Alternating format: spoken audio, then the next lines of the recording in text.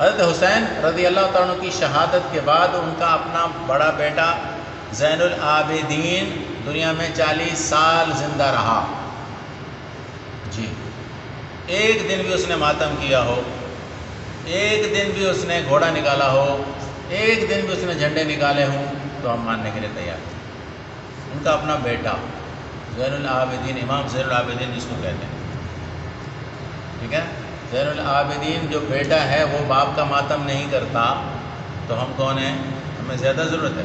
باقی ایک بات بتا دوں، حضرت عمر رضی اللہ تعالیٰ عنہ کو جس آدمی نے مسجد نبوی میں وار کیا تھا حضرت عمر رضی اللہ تعالیٰ عنہ پر، اور حضرت عمر رضی اللہ عنہ اسی کے نتیجے میں شہید ہو گئے تھے، اس آدمی کو جب صحابہ نے جا کر پکڑا، اس کے پاس خنجر تھا 2 دھارا، اس طرف بھی دھار تھی اور اس طرف بھی دھار تھی، دونوں طرف دھار والا خنجر ہوتا ہے، بیچ میں اس کا دستہ ہوتا ہے، اور زہر آلود تھا، وہ زہر میں ڈبایا ہوا تھا۔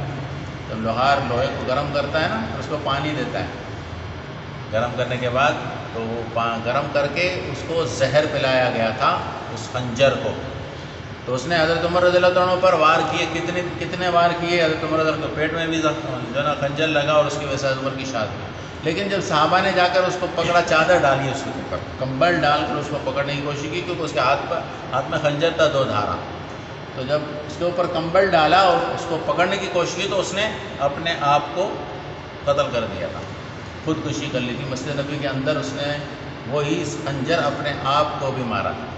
آج بھی یہی لوگ حضرت عمر رضی اللہ تعالیٰ عنہ کی دشمنی میں پڑے ہوئے، حضرت عمر رضی اللہ تعالیٰ عنہ کو، حضرت ابوبکر صدیق رضی اللہ تعالیٰ عنہ کو برا بھلا کہتے ہیں اور اپنے آپ کو خنجر مارتے ہیں۔ حضرت عمر کے دشمنوں کو یہی سزا ہے، اس وقت سے ہی یہی سزا چلی آ رہی ہے کہ خنجر مارو۔ ان کا اپنا ایک مولوی کہہ رہا تھا، بھائی ننگے ہو کر کوئی عبادت ہوتی ہے؟ قمیصیں اتار کر بھی کوئی عبادت کبھی ہوئی ہے؟ یا آگ پر چل کر بھی کوئی عبادت ہوئی ہے؟ عبادت کا تو یہ تصور ہی نہیں کہ ننگے ہو کر کوئی عبادت ہوتی ہے۔ تو بہرحال ابھی ان شریروں کے دین ہے، ٹھیک ہے، حضرات صحابہ کرام کی شان میں گستاخیاں کرنا ان کا اصل دین اور مذہب ہے، اور بدامنی پیدا کرنا ان کا منشور ہے۔ لوگوں کو تکلیف دینا، روڈ بند کروانا، راستے بند کروانا اور پتہ نہیں کیا کیا سلسلے کرنا، یہ کوئی عبادتیں نہیں ہیں۔ عبادتیں جو ہیں وہ اللہ کے گھروں میں ہوتی ہیں، اس میں کسی کو تکلیف نہیں دی جاتی، ٹھیک۔ تو اس حوالے سے ہمارے جو سنی حضرات ہیں اہل سنت والجماعت، وہ بھی بیچارے اسی رو میں بہہ جاتے ہیں۔ ان کو دیکھا دیکھی گھوڑے کو بھی بابرکت سمجھنے لگا۔ حضرت حسین کا گھوڑا کہاں گیا؟ اب یہ گھوڑا جو ہے اس کی نیند بھی برکت والی ہو گئی، یہ جو گھوڑا چل رہا ہے۔ تو اس طرح تو بکری کا پیشاب پی لینا چاہیے، کیونکہ بکریاں حضور کے زمانے میں تھیں، ٹھیک ہے جی، بکریوں کی مینگنیاں بھی کھانے لگ جاؤ، کیونکہ وہ بھی تو حضور کے زمانے میں، حضور نے بکری کا دودھ پیا ہے۔ حضرت حسین نے اگر گھوڑے پر سواری کی ہے تو وہ گھوڑا تمہارے لیے برکت والا ہے، تو حضور نے اونٹنیوں کا دودھ پیا، اونٹ بھی برکت والے ہو گئے۔ پھر وہ گھوڑا حضرت حسین کا کہاں گیا؟ تمہارے پاس گھوڑا کہاں سے آ گیا؟ کون سی چیزیں تمہارے پاس آئیں؟ عجیب سمجھ میں نہیں آتا کہ حضرت حسین کا گھوڑا تمہیں ملا کیسے؟ مولانا مینگر صاحب فرماتے ہیں نا کہ حضرت حسین کے کپڑے کس کے پاس سے ملے، حضرت حسین کا گھوڑا کس کے پاس سے ملا؟ تو جنہوں نے قتل کیا ہوگا انہیں کے پاس سے ملیں گی نا یہ چیزیں۔ جنہوں نے قتل کیا حضرت حسین کو، قاتلوں کے پاس ہی ملیں گے نا کپڑے اور گھوڑا اور سامان، قاتلوں کے پاس ہوگا نا۔ تو تمہارے پاس سامان تمہارے پاس ہے تو تم ہی قاتل ہو، اس کا مطلب تو یہ ہے۔ اچھا چلیں، حضرت حسین رضی اللہ عنہ کو کس نے قتل کیا؟ جو شہادت کا مقام تھا، وہ جو بھی ہے اپنی جگہ پر معاملہ، لیکن اللہ نے تو ان کو شہادت کا مقام دیا۔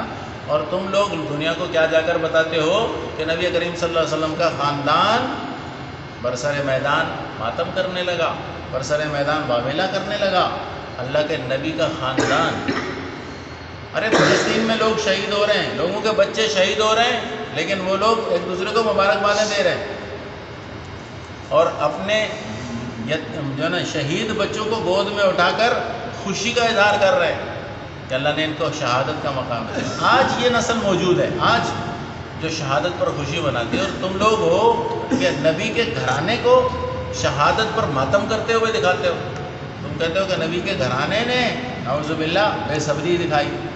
نبی کا گھر ایسے کیسے ہو سکتا ہے؟ دنیا میں ایسے گھرانے موجود ہیں اب بھی موجود ہیں جو شہادت پر کبھی ناراض نہیں ہوئے.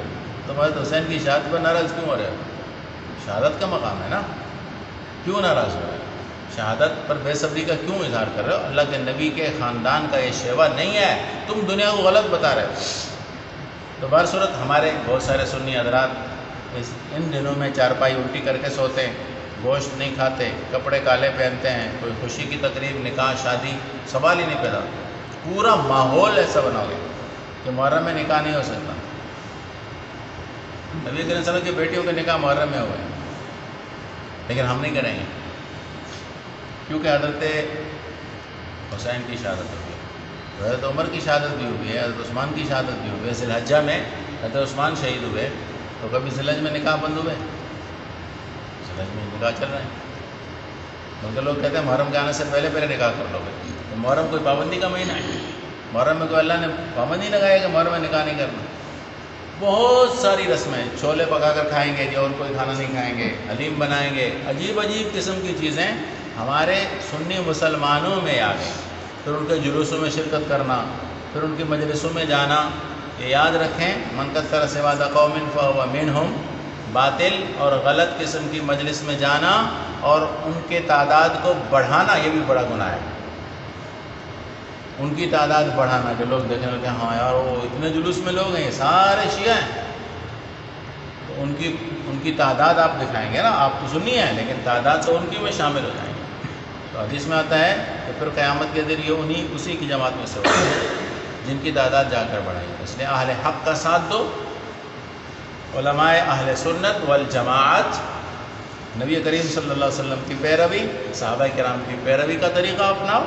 ان رسم و رواجوں کو عبادت سمجھنا اور ان کو یہ سمجھنا کہ اس سے ہمیں ثواب ہوگا، ہم حضرت حسین کا غم کر رہے ہیں تو ہمیں کوئی ثواب ملے گا، کوئی ثواب نہیں. یہ یاد رکھیں، کسی بھی مردے پر 3 دن سے زیادہ سوگ کرنا شریعت میں حرام ہے.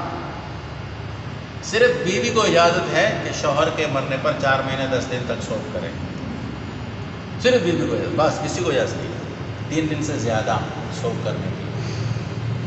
نبی کریم صلی اللہ علیہ وسلم کے دنیا سے چلے جانے کے بعد آپ صلی اللہ علیہ وسلم کی ایک اہلیہ نے چوتھے دن نہیں عدت گزرنے کے بعد 4 مہینے 10 دن کے بعد سرما منگوایا. بلکہ حضور کی وفات کے بعد نہیں، ان کے اپنے والد کی وفات ہے. نبی صلی اللہ علیہ وسلم کی زوجہ محترمہ ہے حضرت سودا رضی اللہ تعالیٰ، ان کے والد کی وفات ہو گئی. تو چوتھے دن انہیں سرما منگوایا، کہا سرما لے آؤ میں پہنتی ہوں. تو کہنے والوں نے کہا کہ آپ کے تو والد وفات کر گئے ابھی تازہ تازہ. تو کہنے لگی کہ اللہ کے نبی پاک صلی اللہ علیہ وسلم نے 3 دن سے زیادہ سوگ کرنے سے منع کیا، اس لیے آج میں سرما پہنوں گا اور سوگ ختم. تو باپ کے مرنے پر 3 دن سے زیادہ سوگ نہیں ہے بھائی. بھائی کے مرنے سے، اولاد کے مرنے سے 3 دن کا سوگ کرنے کی اجازت ہے. زیادہ کی اجازت جب نہیں ہے تو سیدنا حسین رضی اللہ تعالیٰ عنہ 1400 سال پہلے دنیا سے چلے گئے، آج تک ان کا سوگ منایا جا رہا ہے. یہ سوگ منانا کون سا دین ہے جب دین میں اس کی اجازت ہی نہیں؟ تو خواہ کے ظلم کی اور جبر کی داستانیں لوگوں کو سنا کر لوگوں کو گمراہ کرنا، یہ آج چل رہا ہے آج کل. اللہ تعالیٰ ہماری حفاظت فرمائے، اللہ تعالیٰ ہمارے ایمان کی، دین کی حفاظت فرمائے.